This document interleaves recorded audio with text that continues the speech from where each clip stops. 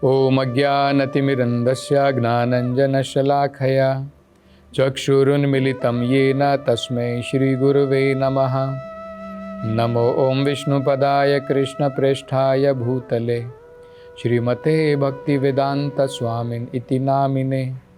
नमस्ते सरस्वती देवे गौरवाणी प्रचारिणे निर्विशेषशून्यवादी पाश्चात्यदेशतारिणे। जय श्री कृष्ण चैतन्य प्रभु नित्यानंद श्री अद्वैत गदाधर श्रीवासदि गौर भक्तवृंद। हरे कृष्णा कृष्ण कृष्ण हरे हरे, हरे राम राम राम हरे हरे। हरे कृष्ण। तो पृथु महाराज ने, हमने पिछली कथा में चर्चा की थी, अपनी प्रजा को ये बताया था निष्कर्ष कि अगर हम भगवान की भक्ति रूपी गंगा में अगर नित्य स्नान करेंगे, भगवान के चरण कमलों का आश्रय ग्रहण करेंगे, तो हमारे मन के अंदर में, हमारे जीवन में जो अनेकों जीवन से, अनेकों जन्मों से जो अनेकों प्रकार के पाप कर्म भरे हुए हैं, उनके सब फलों से हमें जो है, पाप कर्म के फलों से मुक्ति की प्राप्ति हो जाएगी। सारी गंदगियां मन के अंदर से निकल जाएंगी, मन निर्मल हो जाएगा। तो अब आगे प्रश्न उठेगा, क्या बस मन निर्मल हो गया, बस इतना ही मिलेगा और हमें क्या प्राप्त होगा? तो पृथु महाराज अब आगे बताते हैं कि मन जब हमारा निर्मल हो जाएगा, तब भक्ति के फलों की प्राप्ति प्रारंभ होती है। जब तक मन में गंदगियां थी, तब तक हो सकता है कि हमारे दुख तो दूर हो गए, पाप कर्म तो नष्ट हो गए, लेकिन भक्ति के फलों की प्राप्ति तो अभी नहीं हुई। तो अब वो कहते हैं कि अब भक्ति के फलों की प्राप्ति प्रारंभ होती है। वो क्या है वो बताते हैं। वो कहते हैं कि हमें विशेष ज्ञान, जिसे विज्ञान विशेष और असंगहा, मतलब दो चीजों की प्राप्ति हो जाएगी। एक तो विशेष ज्ञान और इस भौतिक संसार से वैराग्य। देखिए, भक्ति करने से मात्र ज्ञान और वैराग्य दोनों अपने आप व्यक्ति के अंदर में जो है आ जाते हैं। अलग से हमें बड़ी बड़ी पोथी पढ़ने की जरूरत नहीं है। ये तो भक्ति करने से स्वयं ज्ञान और वैराग्य व्यक्ति के जीवन में अपने आप जो है आ जाते हैं। तो ये विशेष ज्ञान का मतलब क्या होता है? देखिए, एक तो होता है ज्ञान, जिसे कहते हैं थ्योरेटिकल नॉलेज, मतलब वो विज्ञान नहीं है। हम कहते हैं मैं आत्मा हूं, भगवान है। अब कहना बड़ी आसान बात है, लेकिन उसके ऊपर अमल करना बड़ा कठिन है। हम कहते हैं मैं शरीर नहीं हूं, मैं आत्मा हूं। एक हो गया कहना। मान लीजिए आपका कोई अपमान करता है और आपको ठेस लगती है, अरे भाई तुम क्या कह रहे हो? मतलब क्या है? अभी इस ज्ञान के ऊपर हमने अमल हमारा जो है नहीं है, ये विज्ञान नहीं बना है। तो ज्ञान में मतलब क्या है? हम कह रहे हैं कि भाई ये शरीर मैं नहीं हूं, मैं तो आत्मा हूं। लेकिन जब ऐसी परिस्थिति आती है जहां पर कोई मेरे शरीर को जो है उसका अपमान कर रहा है, तो हमें दर्द हो जाता है, अरे भाई तुम क्या कह रहे हो? अगर हमारे को विज्ञान होता तो हमारे ऊपर उसका कोई प्रभाव नहीं पड़ता। इसलिए तो बताया जाता है कि जिस व्यक्ति को आध्यात्मिक ज्ञान की प्राप्ति है, सुख दुख मान अपमान उनमें सब में वो बराबर रहता है, क्योंकि उसको पता है ये सुख दुख क्या है, शरीर के हैं, आत्मा के तो नहीं। मान अपमान क्या है, शरीर का है, आत्मा का नहीं। इसका मतलब होता है विज्ञान। एक और उदाहरण दिया जाता है विज्ञान का। देखिए, अगर हम दूसरे अलग अलग रास्ते अपनाते हैं, कर्म का, ज्ञान का, अनेकों प्रकार के हम लोग रास्ते अपनाते हैं, तो व्यक्ति प्रगति कर रहा है या नहीं कर रहा है उसका आभास नहीं होता, उसका अनुभव नहीं होता है। लेकिन भक्ति के मार्ग में व्यक्ति प्रगति कर रहा है, उसका आभास होता है। क्योंकि ये भगवत गीता में स्वयं भगवान कहते हैं, प्रत्यक्ष अवगमम धर्म्यम।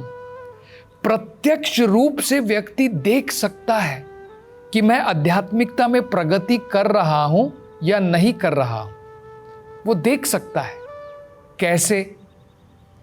ये उदाहरण दिया जाता है, अगर आपको बहुत भूख लगी है और अगर आप भोजन करते हैं, तो भोजन करने के पश्चात आपको किसी से सर्टिफिकेट लेने की जरूरत नहीं पड़ती है कि भाई मेरा पेट भर गया है। क्या आपको किसी से सर्टिफिकेट लेने की जरूरत पड़ेगी कि भाई मुझे सर्टिफिकेट दे दो, मेरा पेट भर गया, मैंने भोजन खा लिया है? किसी के सर्टिफिकेट की जरूरत नहीं है। आपको स्वयं ये अनुभव, आभास हो जाएगा, बस पेट भर गया है। तो ठीक इसी प्रकार से भक्ति के बारे में बताया जाता है, जैसे भोजन खाने से 3 चीजें हमें प्राप्त होती हैं, भगवान की भक्ति करने से हमें 3 चीजों की प्राप्ति होगी। मान लीजिए आपको बहुत भूख लगी है, आप जब भोजन खाते हैं तो सबसे पहला क्या होगा? धीरे धीरे आपकी भूख मर जाएगी, आपकी भूख चली जाएगी, आपका पेट भर जाएगा। एक हो गया। और क्या होता है, जब आपको भूख लगी है और आप भोजन खा रहे हैं, आपको हर एक ग्रास में आनंद की प्राप्ति होगी। आपको स्वाद लगेगा, मजा आएगा। आप जैसे जैसे एक एक ग्रास खाते जाएंगे, आपको आनंद मिल रहा है। और क्या होगा, जब आप भोजन खाते जाएंगे, आपके शरीर में ऊर्जा, एनर्जी, शक्ति का संचार होगा। जब भूख लगी थी तो आप कमजोर हो जाते हैं, दुर्बल हो जाते हैं, वीकनेस आ जाती है। लेकिन जैसे ही आप भोजन खाते हैं, आप जो है, आपके पूरे शक्ति, आपके शरीर के अंदर में ऊर्जा भर जाती है, शक्ति भर जाती है, उत्साह भर जाता है। इसी प्रकार से जब आप भगवान की भक्ति कर रहे हैं, हमें 3 चीजों की प्राप्ति होगी। किन चीजों की प्राप्ति होगी? जब आप भोजन करते हैं, आपकी भूख मर गई। इसी प्रकार से जब आप भगवान की भक्ति करेंगे, आपकी सांसारिक भूख मर जाएगी। आपकी कि मुझे ये चाहिए, मुझे बिल्डिंग चाहिए, मुझे बैंक में बहुत ज़्यादा बैलेंस चाहिए, मतलब आपको वैराग्य आ जाएगा संसार से। तो यही मैंने आपको बताया, ज्ञान भी मिलेगा, वैराग्य भी आएगा। आप भगवान की भक्ति कर रहे हैं और आपकी संसार में और ज़्यादा आसक्ति बढ़ रही है, आप लगे हुए हैं, कैसे दौड़ में लगे हैं, कैसे अपना बैंक का बैलेंस बढ़ाना है, कैसे भौतिक सुख समृद्धि बनानी है, ये साथ में नहीं जाता है।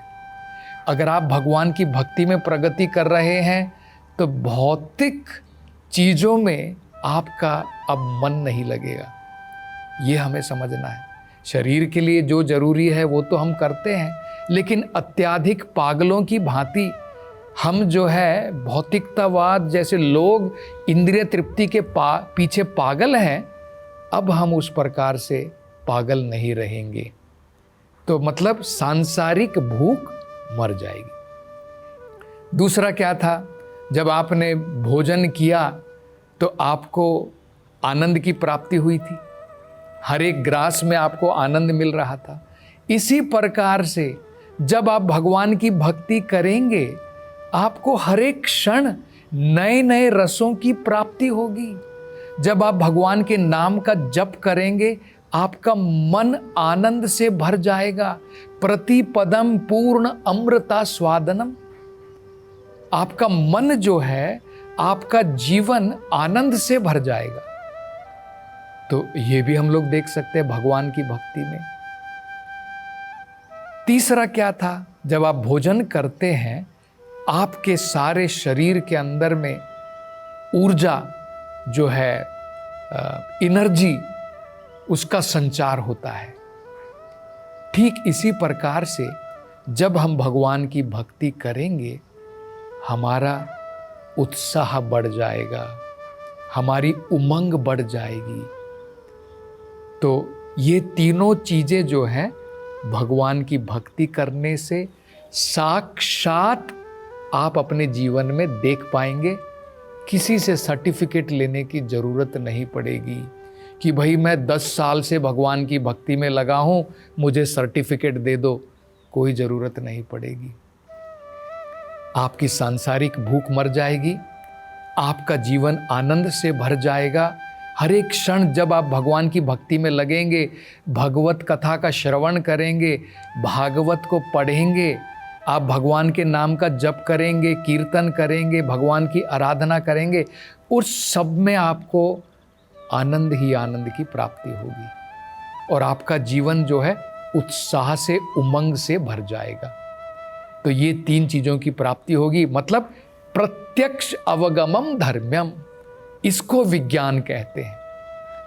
आपको प्रत्यक्ष आप देख पाएंगे आप कैसे प्रगति कर रहे हैं भगवान की भक्ति में।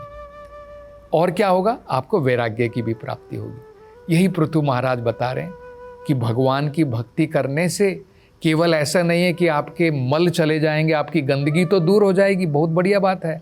साथ साथ में आपको विज्ञान की प्राप्ति होगी। और क्या होगा? संसार से वैराग्य की प्राप्ति होगी। उससे क्या मिलेगा? मानो हमको विज्ञान की प्राप्ति हो गई और हमें जो है इस संसार से वैराग्य भी मिल गया। उससे हमें क्या मिलेगा? पृथु महाराज कहते हैं, इसकी प्राप्ति होने से व्यक्ति दोबारा इस क्लेश भरे हुए संसार में वापस जन्म नहीं लेगा। उसे इस भौतिक संसार से मुक्ति की प्राप्ति हो जाएगी, वापस भगवत धाम चला जाएगा। वहां पर परमानेंटली सनातन रूप से भगवान की सेवा में लग जाएगा। देखिए, सनातन धर्म का मतलब हमें सही प्रकार से समझना है। सनातन हम लोग कहते रहते, सनातन धर्म, सनातन धर्म। क्या आपने सोचा है सनातन धर्म का मतलब क्या होता है? ये भगवत गीता में समझाया है। क्या बताया है? देखिए, जीव सनातन है, आत्मा सनातन है, उसको जीव कहते हैं, आत्मा सनातन है। परमात्मा भी सनातन है, भगवान भी सनातन है। उनका भी कभी जन्म नहीं होता है, कभी मृत्यु नहीं होती। सनातन का मतलब क्या है? जिसका जन्म नहीं, जिसकी कोई मृत्यु नहीं, जो हमेशा रहता है, उसको सनातन कहते हैं। तो आत्मा भी सनातन, परमात्मा भी सनातन, और भक्ति का मार्ग भी सनातन। जिस मार्ग के द्वारा भगवान के सनातन धाम, उनका धाम भी सनातन है, उस धाम की प्राप्ति होगी, वो मार्ग भी सनातन है, उसे ही सनातन धर्म कहते हैं। तो सनातन धर्म के प्रैक्टिस, अभ्यास के द्वारा हम जो सनातन हैं, उस सनातन भगवान की भक्ति में लग करके सनातन धाम की प्राप्ति होगी। यही पृथु महाराज बता रहे हैं। भगवत गीता में भी भगवान यही कहते हैं, त्यक्त्वा देहम, इस देह को छोड़ने के बाद पुनर्जन्म न इति, पुनर्जन्म लेने की जरूरत नहीं पड़ेगी। मामेति सो अर्जुना, मेरे धाम में वो व्यक्ति जो है प्रवेश करेगा। तो ये बड़ा सुंदर वर्णन है। तो इसके बारे में बड़ा सुंदर चैतन्य महाप्रभु ने समझाया है कि अगर हम भगवान की भक्ति करते हैं, खासकर कलयुग के अंदर में भगवान की भक्ति जो है भगवान के कीर्तन के द्वारा होती है, भगवान के नाम के जप के द्वारा होती है। जप करके उसका श्रवण करना है, कीर्तन करके भगवान के नाम को सुनना है। कीर्तन भी करना है और सुनना भी है। तो चैतन्य महाप्रभु बताते हैं अगर हम ऐसा करेंगे तो हमें सभी प्रकार के आध्यात्मिक संपत्ति की प्राप्ति होगी। तो बड़ा सुंदर श्लोक वो बताते हैं क्या क्या हमें प्राप्त होगा। चेतो दर्पण मार्जनम, अगर हम भगवान के नाम संकीर्तन में भाग लेंगे, भगवान के नाम का जप करेंगे, भगवान के नाम का कीर्तन करेंगे, सबसे पहला क्या मिलेगा? चेतो दर्पण मार्जनम, हमारा जो हृदय है जिसमें गंदगियां भरी है, हमारा मन जो है स्वच्छ हो जाएगा। मार्जनम मतलब धुल जाएगा, तो जितनी भी गंदगियां हैं सब चली जाएंगी। नेक्स्ट क्या मिलेगा? अब वो नेक्स्ट बताते हैं कि भाई जो गंदगियां हैं मन के अंदर में, उसके कारण ही जीवन के कष्ट हैं। गंदगी चली गई तो क्या मिलेगा? जीवन के कष्ट समाप्त हो जाएंगे। तो पहला उन्होंने बताया चेतो दर्पण मार्जनम, मतलब आपका हृदय स्वच्छ हो गया। भव महादावाग्नि निर्वापणम, जो कष्ट की अग्नि है, क्लेशों की अग्नि है, दुखों का जो सागर है वो समाप्त हो जाएगा, ये अग्नि का शमन हो जाएगा। चेतो दर्पण मार्जनम भव महादावाग्नि निर्वापणम, कष्ट की अग्नि चली गई। तब आप बोलेंगे कि भाई कष्ट की अग्नि तो चली गई, लेकिन अग्नि ने तो हमको जला दिया है ना। इतने सारे जो मैं कष्ट भोगा हूं, वो जो जलन है वो, उससे मुझे क्या राहत मिलेगी? ठीक है भाई, आगे कष्ट नहीं आएंगे, ठीक है, लेकिन जिन कष्टों के द्वारा मैं जल गया हूं उससे क्या राहत मिलेगी? तो आपने देखा होगा गर्मी के बाद में अगर चंद्रमा की शीतल जो छाया है, शीतल जो उसकी किरण है, वो हमारे शरीर पर पड़ेगी तो आपको राहत मिलेगी। तो कहते हैं इसी प्रकार से पहले आपका हृदय शुद्ध हो जाएगा, भव महादावाग्नि निर्वापणम, क्लेशों की अग्नि का शमन हो जाएगा, और चंद्रिका वितरणम, भगवान के नाम के अंदर में जो अमृत रूपी चंद्रिका है उससे आपका जीवन जो है संतुष्ट हो जाएगा। वो आपको, जो आपको जलन हो रही थी, वो जलन जो है उससे शांति की प्राप्ति होगी। भव महादावाग्नि निर्वापणम चंद्रिका वितरणम विद्यावधु जीवनम। और ये जो भगवान का नाम है ये वेदों का सार है। और क्या है?